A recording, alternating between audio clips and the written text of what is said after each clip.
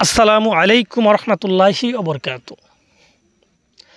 আজকে আলোচনা করব আপনাদের মাঝে একটা বশীকরণ তাবিজ নিয়ে।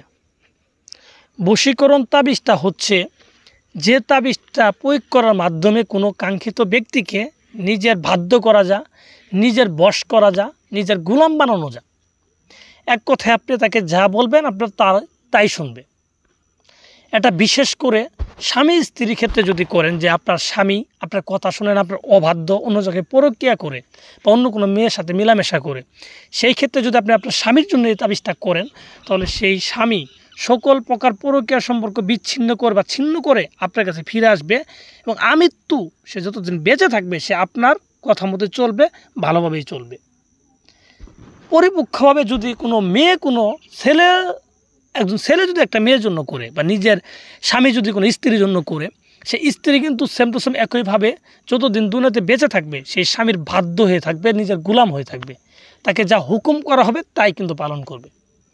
তাছাড়া যদি কোনো প্রেমিক তার প্রেমিকার জন্য করতে চান বা প্রেমিকা যদি কোনো প্রেমিকের জন্য করতে চান এই তাবিজটা, তাহলে দেখবেন তার চোখের ভিতরে আপনি ব্যতীত অন্য কোনো মেয়েকে ভালো লাগবে না, শুধু আপনাকেই ভালোবাসবে। তার যদি আর 10টা সম্পর্ক থাকে সবগুলো সম্পর্ক ছিন্ন করে সে আপনার কাছে ফিরে আসবে, এটা আমি একবারে গ্যারান্টি দিচ্ছি।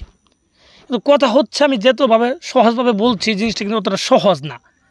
যদি আপনি তাবিজটা সঠিকভাবে লিখতে পারেন তাহলে কিন্তু আপনার এই কাজগুলো হবে। এই কাজটা আমার মুখের কথা দিয়ে কিন্তু সম্পর্ক হয়, তাবিজের সাথে সম্পর্ক। আপনি তাবিজ সঠিকভাবে করতে পারলে আপনার এই কাজগুলো হয়ে যাবে, এর চেয়ে বেশিও হবে। তাই আমি বলবো, এগুলো কথা শুনে শান্তি না পায়ে কাজটা কিভাবে সঠিকভাবে করলে কাজ হবে সেটার দিকে মনোযোগটা বাড়াই দিবেন। কারণ ভাই, এই বশীকরণ তাবিজ করার জন্য অনেক লোক হাজার হাজার কবিরাজের পাশে গেছে, বিভিন্ন কবিরাজের পিছিয়ে ঘুরতে ঘুরতে অর্থ ব্যয় করতে করতে শেষ, হতাশ। এখন একজন কবিরাজকে একজন ফেরেশতাও যদি তাকে এসে বলে যাবে আমি করে দিতে পারবো, তার কথা তার বিশ্বাস হবে না, এরকম পর্যায়ে গেছে।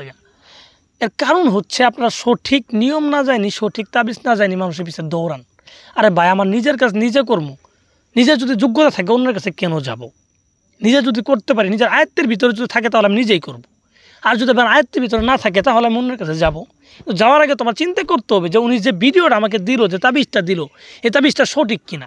এই তাবিজটা যদি সঠিক হয়, সে যদি একটা সঠিক তাবিজ আমাদের দিতে পারে তাহলে সে কিন্তু আমার জন্য একটা সঠিক তাবিজ করতে পারবো। তার কাছে যদি সঠিক জিনিস না কি থাকে তাহলে সে আমাকে কিভাবে দিবে? আপনি কথাটা বুঝেন। তো তাই মানুষ চিনে জায়গা বুঝে আপনি যাবেন, তাদের কাছে কাজ করে নেবেন। আমার কাছে আসতে হবে এরকম না, এটা আপনার বিবেকের উপরে। তো ভিউয়ার্স, আমি কথা বেশি বলে ফেলছি। যারা এই তাবিজটা করতে চান সঠিক নিয়মে কিভাবে করবেন আমি আপনাদের বিস্তারিত বলে দিচ্ছি। আপনারা মনোযোগ সহকারে আমার কথাগুলো শুনেন, আর আমি যেইভাবে বলি ঠিক সেইভাবেই তাবিজটা লিখবেন।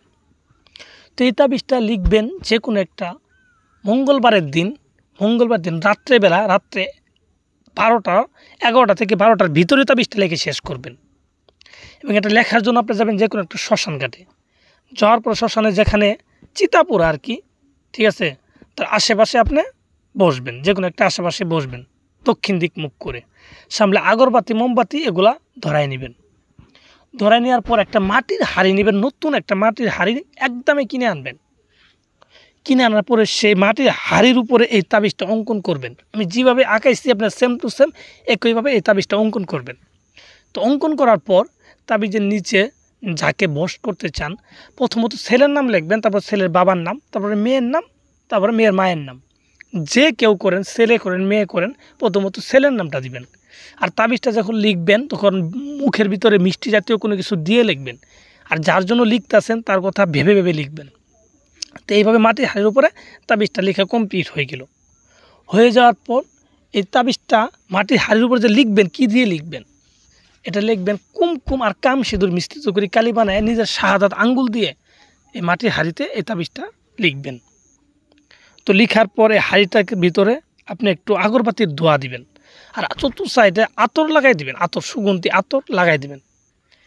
আতর লাগাই দেওয়ার পর এটাকে নিয়ে বাড়িতে যাবেন। বাড়িতে যাওয়ার পরে হাড়ির ভিতরে 1 কেজি দুধ নেবেন। 1 কেজি দুধ, সর্বনিম্ন বেশি নিলেন 1 কেজি দুধ নেবেন। নিয়ে একটা চুলাতে এই দুধটাকে আপনি গরম করবেন এই হাড়ির ভিতরে। এই দুধটাকে গরম করার পরে দেখবেন যখন বলক আইব, ঠিক আছে, এক পর্যায়ে একটু গরম হবে, তখন এই দুধগুলাকে নিয়ে আপনি যে কোনো একটা বিলাই বা কুকুরকে খাওয়াই দেবেন। কুকুর তো দুধ খাইতে চায় না, আপনি বিলাইকে খাওয়াই দেবেন। খাওয়াই দেওয়ার পর 3টা দিন আপনি অপেক্ষা করবেন, 3টা দিন, সর্বোচ্চ 3টা দিন অপেক্ষা করবেন, দেখবেন আপনার কাঙ্ক্ষিত ব্যক্তি পাগলের মতো ছুটে আসবে আপনার কাছে।